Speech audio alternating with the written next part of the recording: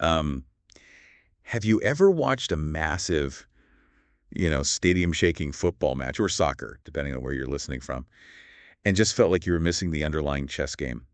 Oh, absolutely. It happens all the time. Right. Like, picture this. You're sitting Mm. there, the crowd is absolutely roaring, the players are moving at lightning speed, but you can't quite grasp the tactical narrative playing out in real time. Yeah, you're just seeing the surface level. Exactly. It's perfectly like watching a cinematic masterpiece with the sound turned all the way down. You see the vibrant colors, you feel the energy of the action, but you're missing the dialogue that actually explains the plot. That's a really great way to look at it, actually, because football really is, well, it's a language of its own. Mm-hmm. If you aren't dialed into the specific vocabulary and the mechanics governing the space, you're just watching 22 people run around on the grass. Just chasing a ball. Right. But once you deeply understand the terms, you start to see the geometry. You see the deception, the spatial awareness, and the absolute brilliance of the sport at its highest level. I love that word, geometry. And that's really our mission for today's deep dive. We've got an incredible source document in front of us today, a collection of excerpts from a text called The Beautiful Game, Legends and Lexicon. It's a fantastic source. It really is. Our goal today is to equip you, the listener, with the precise language of the sport. But, we aren't just going to rattle off a dictionary list here. We're going to look at how these exact mechanics, spaces, and rules were manipulated and completely mastered by one of the greatest players in human history. Diego Maradona. Diego Maradona. Okay, let's unpack this. It's the perfect approach, I think. By combining a historical legends profile with the foundational vocabulary of the game, we can decode the sport from the ground up. We move away from the abstract rules on a page to the physical reality of how the game is actually played. Mm-hmm. Because guys like Maradona didn't just, play within the rules, they weaponized them. So let's start with that benchmark of greatness. Mm-hmm. Our source introduces Diego Maradona as the ultimate case study for the beautiful game. And frankly, if you want to understand football tactics, you have to look at his resume. You really do. It's staggering. We're talking about a guy who competed in 4 separate World Cups for Argentina.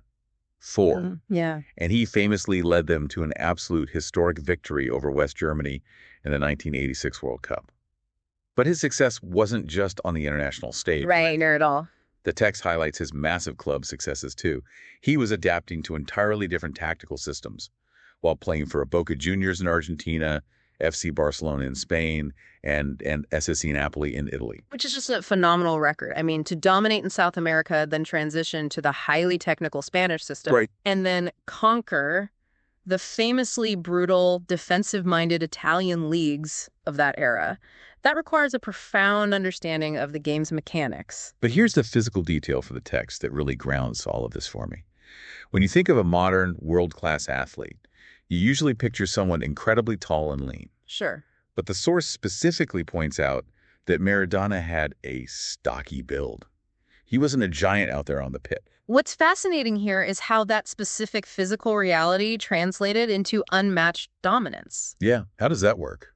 Well, the text explicitly links his stocky build, combined with his immense strength and speed, to why he was such a nightmare for defenders to handle. He had an incredibly low center of gravity. Oh, making him hard to knock off the ball. Exactly. Yeah. When you combine that physical leverage with what the text describes as his elite ball control and passing abilities, you get an unstoppable kinetic force. He was the ultimate dual threat. Right, and when we say dual threat at this level, we mean he wasn't just taking on 3 defenders to score a highlight reel goal, though he certainly did that. Precisely. The text notes he was constantly creating goal-scoring opportunities for his teammates through his passing. He would draw the defensive pressure, literally warp the geometry of the field, and then thread a perfect pass. But if the defense decided to drop back and try to block those passing lanes, He'd just take it himself. he would just punish them and score himself. Our source mentions he scored 34 goals in international competitions alone for Argentina. Unbelievable. His dominance was so profound, so undeniable, that the text points out he was officially named FIFA Player of the Century in the year 2000. An honor he shared with Pele. Right. So, keeping this powerhouse of a player in our minds, let's transition over to the lexicon part of our source material. To understand how Maradona operated, we have to look at the literal battlefield he was working with. Let's talk about the pitch. The pitch is the foundation of the tactical battle. It's the playing field itself. And what I really appreciate about our source is that it doesn't treat the pitch like a sterile, perfect green screen. Yeah, it's a physical environment. Right. It gives this great example of a pitch being soft, muddy, and incredibly difficult to run on after a morning of heavy rain. Which totally changes the game. Yeah. When the pitch is muddy, the ball doesn't roll as predictably. Exactly. Suddenly, a stocky player with a low center of gravity, like Maradona, has a massive advantage over taller, lanky defenders who are losing their footing. You're battling the elements just as much as the opposing team. And bounding that physical space, we have the specific boundaries that dictate the flow of the game. Along the sides, you have the touch lines. The two long boundaries along each side, sometimes called the sidelines. The source paints this brilliant visual of a manager standing right on the edge of the touchline, frantically shouting instructions to his players. They are literally pacing the perimeter of the tactical board. It's a great image. And then, at the end of the field, you have the goal lines. These are the two shorter boundaries where the goals are actually placed and where the ultimate objective of the game is decided. Now that we have the stage set, we need to look at how the cast of characters interacts within that space. Right, the players. The text breaks down 3 fundamental roles, and it's all about how they relate to the ball and the goal. First, you have the goalkeeper. The goalie. Right. This is a highly specialized role because their main job is to stop the ball from entering the goal. But crucially, as the text notes, they are the only player on the pitch who can handle the ball in general play. They are the ultimate backstop. And sitting right in front of them, you have the defender.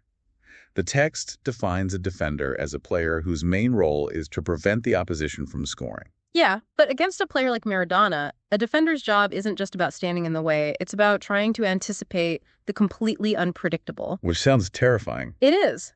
And on the complete opposite end of that tactical spectrum, you have the striker, the player whose specific, dedicated role is to score goals. And the pressure on these roles at the professional level is immense. The text takes a moment to define a professional as someone playing the sport as a literal career. It's not just a hobby anymore. No. It cites the famous example of David Beckham signing a contract to become a professional with Manchester United at just 17 years old. Which is wild to think about. It really highlights the intense pipeline of global football. You have teenagers stepping onto the pitch with seasoned veterans expected to perform flawless tactical maneuvers, and they're doing this within the pressure cooker of a league. Right. The text defines a league as a group of sports clubs playing each other over a period for a championship. It uses the Spanish football league, La Liga, as its prime example, A legendary league. pointing out that La Liga features world-famous clubs like Real Madrid and Barcelona. Think about the pressure of playing in La Liga. You aren't just playing a game, you're part of a massive billion-dollar ecosystem. Absolutely. So we have the pitch, we have the league structure, and we have the roles. Now we need to look at the mechanics of how these professionals actually move the ball. The action verbs of football. How do you break down an elite defense? First, you have the pass. This is kicking or heading the ball to a teammate. But we aren't just talking about a casual kick in the park here. No. A pass at this level is about threading a needle through 4 defenders. Then you have the tackle, which is challenging a player for the ball to take it away. And tackling a player like Maradona was notoriously difficult. It wasn't just a physical challenge, it was a massive tactical risk. Because if you miss the tackle, you've suddenly given him an open lane to shoot. Which is the ultimate offensive action, trying to score a goal. Exactly, and the goal is the defining metric of success. The text uses a very straightforward example. Manchester United beating Chelsea by 3-1. That's the objective. Right. But getting those goals, especially against a top-tier team, isn't just about kicking the ball as hard as you can. It requires a deeply intellectual approach. It's a chess match. If we connect this to the bigger picture, we have to talk about the tactical side of football. The text defines tactical as relating to a carefully planned strategy to win. It's the intellectual battle happening above the physical exertion. And our source gives a brilliant example of a high-stakes tactical decision involving a substitute. A substitute is when you replace one player on the pitch with another. Right. The text paints this scenario. A team is losing by a goal, and there are only 10 minutes left on the clock. So what does the manager do on that touchline? They have to act. They make a tactical substitution. They pull 2 defensive players off the pitch entirely and replace them with attacking forward players. It's an incredible gamble. You are intentionally sacrificing your defensive shield because you absolutely need to score. You're all in. It's those kinds of late-game strategic chess moves that completely alter the geometry of the pitch. You're flooding the opponent's half with bodies, basically daring them to counterattack. But of course, where there are carefully planned strategies and rigid rules, there are always players looking to bend them. Let's lean into the darker, more cynical side of the game. The rule breakers. First, we have the foul, broadly defined as an illegal action punishable by a free kick. A very common specific foul is the handball, which is exactly what it sounds like. It's a foul committed by touching the ball with a hand or an arm. Because, as we established, only the goalkeeper gets that privilege in general play. But not all fouls are accidental or a result of clumsy defending. Some are deeply calculated. Here's where it gets really interesting. The dive. Ah, yes. The text defines a dive as deliberately falling over when tackled in order to deceive the referee into awarding a free kick. It's pure theater. And it carries immense cultural weight within the sport. The text specifically highlights that many people see diving as a literal form of cheating. Really? Yeah, the example sentence in our source notes that fans often believe players who dive should be immediately sent off the pitch because it violates the fundamental spirit of fair play. I hear that, but I have to push back a little bit here. When you look at a player with a stocky build and a low center of gravity, like Maradona, they are constantly absorbing brutal contact. Isn't anticipating a tackle, knowing you can't escape it, and choosing to go down to ensure you get the call, isn't that just a tactical skill? You're forcing the defender into a bad position. It's a highly debated gray area. Purists call it cheating, but pragmatists call it drawing the foul.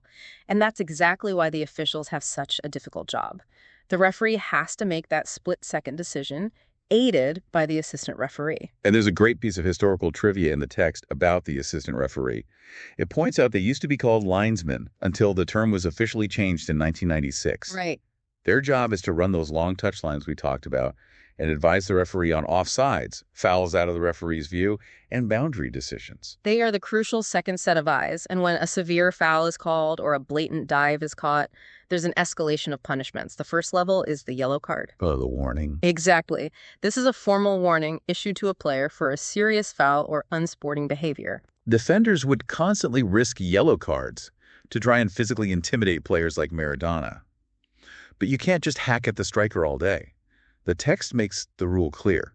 If you receive a second yellow card in the same match, it automatically results in the ultimate punishment.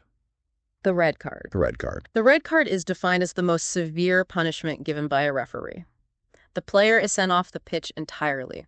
Their game is over. And they can't be replaced, right? Crucially, no. They cannot be replaced by a substitute. Their team has to play the rest of the match a man down. Which completely ruins whatever tactical plan the manager had. Instantly. So we see how discipline is maintained. Now, let's look at how the game restarts after these stoppages and look at the geometry of set pieces. When the ball goes out of bounds over that long touch line, play restarts with a throw-in. You physically throw the ball back into play. Right. But if the ball goes over the shorter goal line and the defending player touched it last, the attacking team is awarded a corner kick. The text defines a corner kick as a free kick taken from one of the corners of the pitch. And the example given is fantastic. Picture a goalkeeper desperately tipping a blistering shot over the crossbar to save a goal. That results in conceding a corner kick. It's a moment of relief for the defense, instantly followed by another massive threat. And when a free kick is awarded closer to the goal, you get one of the most tense visuals in sports. The defending team forms a wall. Yes. The text defines a wall as a line of players forming a physical barrier to block a free kick, and the referee has to step in and physically push that wall of players back exactly 10 meters from the ball. You can imagine the psychological warfare there. The attackers want the wall back as far as possible, and the defenders are trying to steal every inch they can to close down the shooting angle. It's a battle for space. Now, while we are talking about spatial rules, we have to discuss the one law that confuses almost every newcomer to the sport, the offside rule. It is notoriously tricky, but it's the absolute backbone of defensive strategy. It really is. Yeah. The text provides a very precise mechanical definition. It states that offside is a law requiring at least two defenders to be between an attacker and the goal line when the ball was passed to that attacker. Right. So You can't just cherry pick. You can't just stand right next to the opponent's goalkeeper all day waiting for a long pass. Exactly. When your teammate kicks the ball to you, there must be two defenders, usually the goalkeeper, and one outfield defender between you and the goal line. It keeps the game compressed. It forces teams to move together as a unit, and for a passing genius like Maradona, his entire game was about holding on to the ball until the exact fraction of a second a teammate ran past that last defender, breaking the offside trap. Perfectly timed. The offside rule dictates the rhythm of the attack. Yeah. Now, moving into the absolute climax of the sport's mechanics, we have to discuss the penalty area, also known as the penalty box. This is the specific marked area near each goal. It's tactically crucial for two reasons. First, as the text notes, this is the only designated area where the goalkeeper is legally allowed to handle the ball. Right. Outside of that box, they're just another outfield player. And second, if a defender commits a foul inside this specific area, the punishment is catastrophic for the defense. It results in a penalty or a penalty kick. The ultimate showdown. This is a direct free kick taken from the penalty spot, which the text describes as white mark inside the penalty area. It is a pure one-on-one showdown. Just the striker, the ball on the white mark, and the goalkeeper on the goal line. And the tension of a penalty kick is magnified 100 times over when a crucial championship game ends in a draw. Oh, yeah. The text defines a draw as finishing a match with an even score, a tie. But you can't end a championship final in a draw. So what happens? First, you go to extra time. Our source defines this as 2 periods of 15 minutes each, played after normal time, ends in a draw. That's exhausting. You have players who have already run for 90 minutes, utterly exhausted, pushing their bodies for another half hour. And if the score is still tied after those grueling 30 minutes of extra time, we abandon the open play entirely and reach the absolute peak of sporting drama, the penalty shootout. The penalty shootout is defined by our source as a best-of-5 penalty kick contest held to find a definitive winner. Yeah. I want you to really put yourself in that scenario for a second. Can you imagine the immense, suffocating pressure of stepping up to that white penalty spot in a shootout? It's hard to even fathom. The stadium is dead silent. You know the entire championship, the hopes of your city or your country, rests entirely on your shoulders. The text gives a great quote illustrating this exact feeling. It says, "I felt very nervous as I put the ball in the penalty spot and stepped back to take the kick." That is the understatement of the century. Truly. A penalty shootout strips away all the intricate tactical formations, the offside traps, and the overlapping runs we just talked about.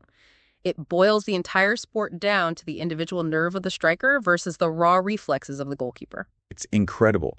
And honestly, looking at all of this, understanding this specific lexicon completely transforms the way you watch the game. It really does. From analyzing why a manager makes a tactical substitution down by a goal, to watching a striker perfectly time a run to beat the offside rule, to feeling the sheer pressure of a foul inside the penalty area. It's no longer just people running on grass. It's a highly structured, strategic battle.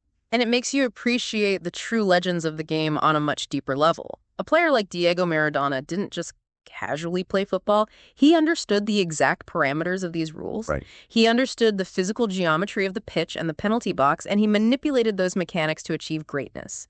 He found the millimeter gaps in the defense that the offside rule creates. He used his stocky build and the muddy pitches to draw fouls in dangerous areas. He was a master of the lexicon in physical form. So what does this all mean? I think it raises a fascinating question about the future of the sport. Think about the evolution of the game's language that our source pointed out, changing linesman to assistant referee in 1996.